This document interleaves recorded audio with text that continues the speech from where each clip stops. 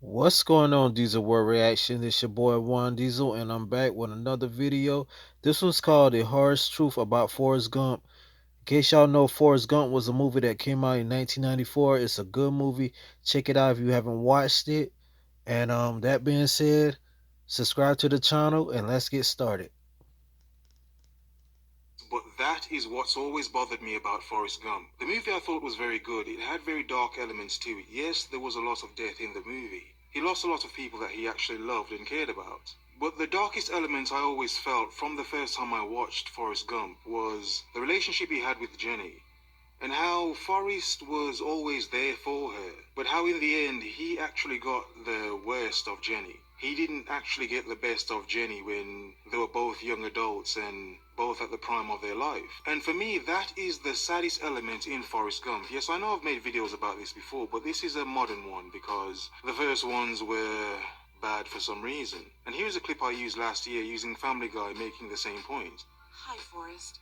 I know you just got back from Vietnam and you love me, but I'm gonna go run a train with this group of Black Panthers I just met. Okay, Jenny. Hi, Forrest. I know you came all this way to New York to visit me, but I'm gonna go do blow and have sex with a bunch of stockbrokers.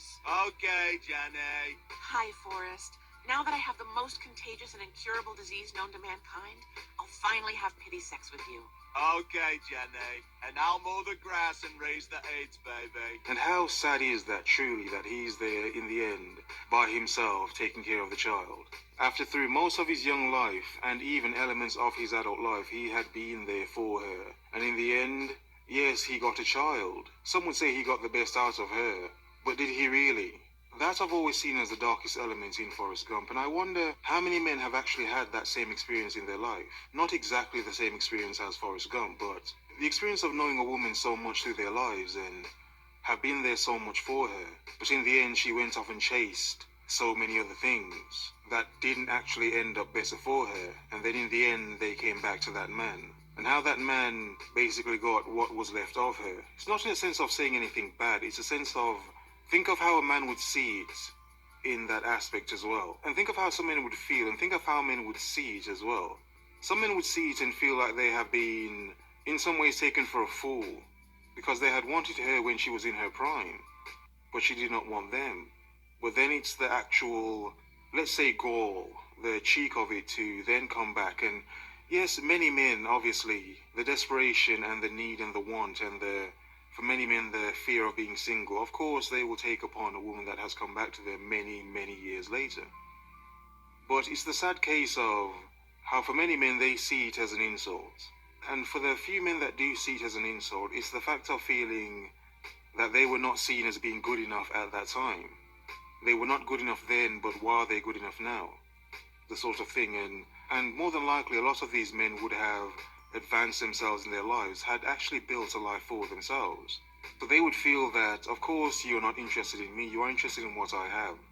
The fact I have built up myself so much, when before you saw me as not being anything great. You saw me as maybe being a nerd or boring or lame or not fun and edgy enough, or not having enough swag, whatever the numerous things a woman would say to a man, like the Forrest Gump situation. How in some sense you'd see that she'd pity him and not actually, not saying that she did not love him to some aspect, but it was more a sense of, for most of the time, she saw him as a sort of a brother, or a sort of friend, a male friend.